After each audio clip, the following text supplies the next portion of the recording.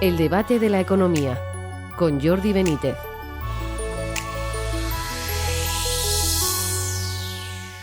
Bienvenidos al debate de la economía. Los casos de corrupción siguen asolando al gobierno de Sánchez. Tras la entrada en prisión de su mano derecha, José Luis Ábalos, ahora le ha seguido la detención de la denominada fontanera del partido, Leire Díez. ¿Puede una economía sostenerse así, con estos líderes? Pues paradójicamente parece que sí.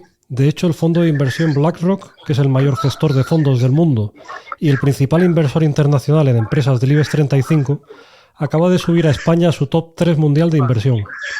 Obviamente lo hace porque le gustan nuestros bancos y nuestras empresas energéticas, aunque también resalta que le parece atractiva nuestra foto micro y macro y el dinamismo del empleo.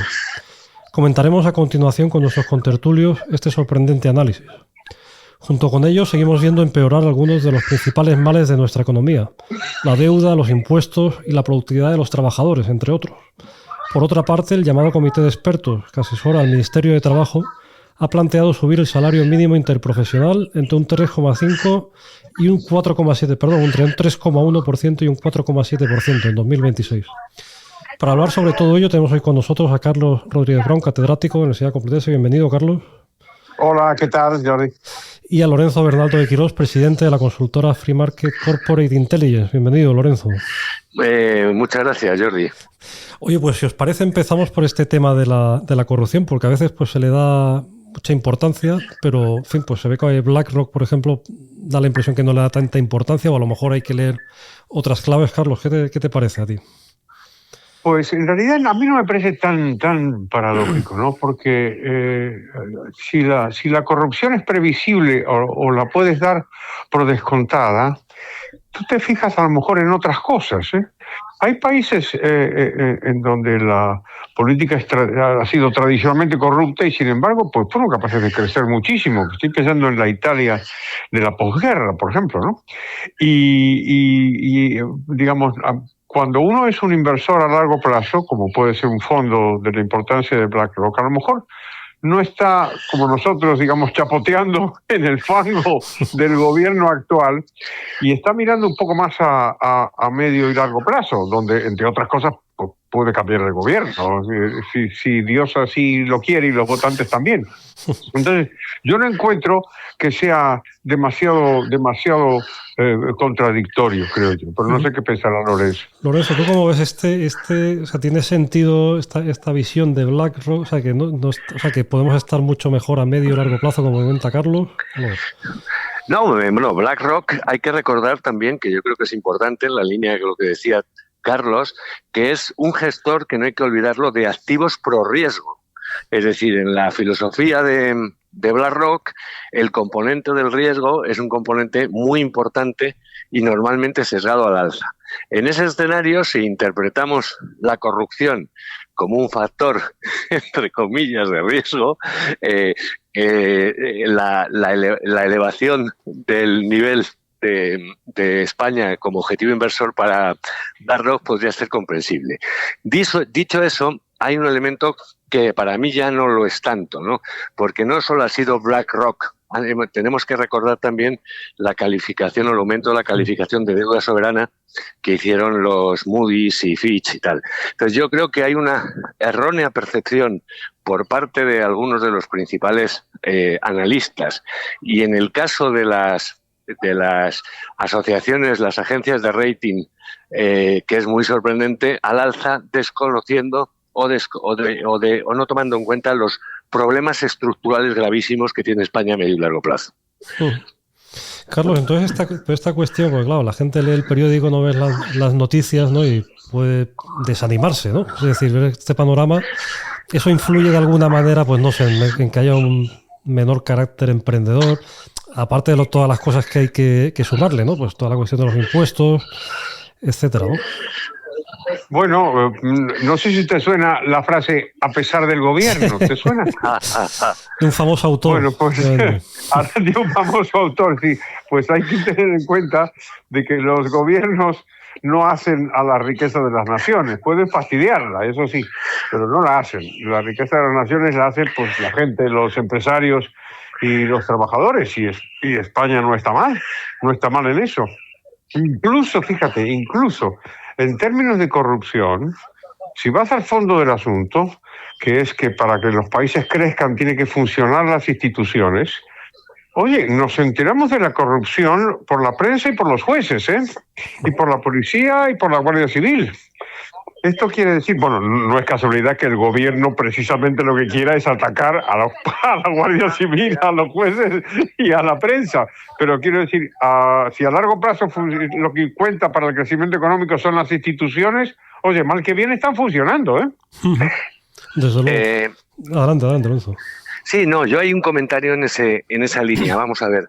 En efecto, al final el marco institucional de un país es el que determina su crecimiento a largo plazo, sin duda alguna.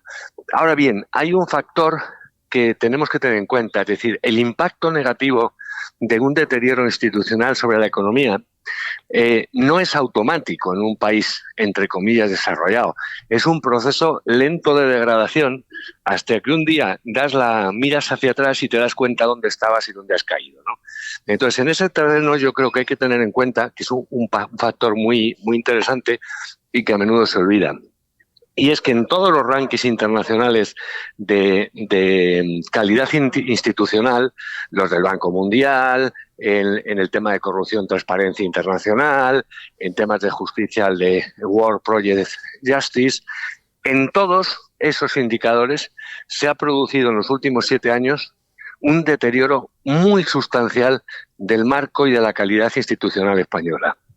Eso yo creo que sí que debe ser preocupante, no inmediatamente por lo que decía, porque el impacto institucional, el deterioro institucional no se ve de inmediato, pero ya, por ejemplo, se manifiestan algunas cosas relevantes y que contrasta con lo que dice BlackRock, que es con el deterioro y la caída brutal, por ejemplo, de la inversión extranjera en España en el primer semestre del año, ¿no?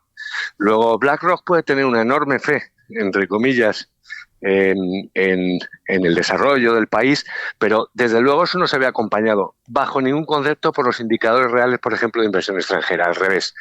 Y eso de falta de seguridad jurídica, incumplimiento de las reglas del juego, jorobado. Y luego solo, y acabo, porque no quiero ser un pelmazo, en el tema de la corrupción es inevitable y es directamente proporcional al tamaño del Estado y a la intervención del Estado en la economía. Entonces, un poder sin límites o con vocación de no tenerlos, como este gobierno, es un gobierno inexorablemente condenado a que aparezcan episodios corruptos como los que han emergido, ¿no? Yendo a cuestiones tradicionales de nuestra economía, por lo menos en los últimos años, ¿no? Han salido varios datos esta semana que comentábamos. Que, bueno, salió un estudio del Instituto Juan de Mariana que decía desde el martes pasado, pues ya está España en quiebra, digamos, ya tiene que endeudarse para pagar el 6% de gasto que le queda y los 41.000 millones de déficit pendiente, ¿no? Luego se hablaba también de los impuestos, ¿no? De la presión fiscal que ha aumentado el doble en España respecto a la media de la OCDE desde el año 2010, ¿no? Es una barbaridad. Y luego, quizá lo más estructural, ¿no? Y puede que quizá lo más preocupante, la productividad, ¿no? La productividad que se ha estancado a nivel previo a la pandemia, ¿no? Carlos, estos temas, no sé si se puede decir cuál te preocupa más, pero bueno, los tres son preocupantes, ¿no? Pero pues desde luego que sí. La cuestión de la deuda quizá, si a largo plazo quizás sea lo más grave, no solamente por su impacto en la propia hacienda pública, sino por su impacto en general, ¿no? Como dirían Reinhardt y Rogoff, lo que no podemos pensar es que esta vez va a ser diferente, ¿no? Si vamos encaminados a un problema de crisis de deuda, como han tenido los estados desde que prácticamente existieron, y con la diferencia que nos va a pillar la próxima crisis que vendrá con una situación de la hacienda pública más precaria. Y además, esto tiene un impacto directo sobre la economía porque tiene un impacto directo sobre la banca. Claro que la banca no por casualidad ha estado siempre regulada por los estados, sino que ahora todavía más, y siempre han utilizado la banca para financiarse. Y en este caso, pues a través de algunas cosas que quizás son complicadas de entender, pero vamos, para exponerlo simplemente, en la medida en que la banca compra deuda pública, los reguladores le facilitan la vida, en el sentido de que lo computan para sus ratios de capital y para la facilidad que pueda tener para prestar en mejores condiciones. En otras palabras, es un cebo, un anzuelo para que la banca le invierta en deuda pública, ¿no? Pero claro, eso es un activo y es un capital mientras la deuda pública sea fiable, claro. En el momento que no lo es, entonces aquí tenemos un problema, creo yo. Lorenzo, entre las tres, deuda, impuestos y productividad, ¿qué te preocupa más? A medio o largo plazo, y sobre todo viniendo de donde venimos, a mí lo que más me preocupa en efecto es la productividad. Sin un incremento, si seguimos manteniendo los niveles de productividad de los últimos, no ya 7 años, sino los últimos 15 o 20 años, la capacidad de que la economía española, el potencial de crecimiento suba, la posibilidad de que el nivel de vida de los ciudadanos aumente, que va ligado estrechamente a la productividad, va a ser absolutamente muy complicado. Y la productividad, además, a mí me parece en el medio y largo plazo muy importante, porque la productividad es un indicador claro de la innovación, de la capacidad innovadora de la economía. Que en medio de una cuarta revolución industrial como la que estamos, España siga manteniendo, entre comillas, tasas de productividad paupérrimas ante una revolución tecnológica es un síntoma gravísimo de decadencia y declive económico en el largo plazo. Y en el medio, lo que apuntaba Carlos, estoy totalmente de acuerdo, tienes un nivel de deuda que es absolutamente inmanejable y que no has logrado reducir, sino aumentar en términos de stock, con una tasa de crecimiento de la economía brutal en términos relativos en los últimos años. ¿Qué va a suceder cuando el crecimiento, como es inevitable, se reduzca de manera significativa, que el propio gobierno lo sugiere para el año 2026 y 2027, cuando además generado un aumento del gasto estructural salvaje? Y vamos a tener un problema, en efecto, muy serio de deuda. Oye, os pregunto una última cosa de hoy, que es la cuestión del salario mínimo interprofesional, que se vuelve a proponer subirlo, ¿no? El llamado comité de expertos, ¿no? que asesora al Ministerio de Trabajo.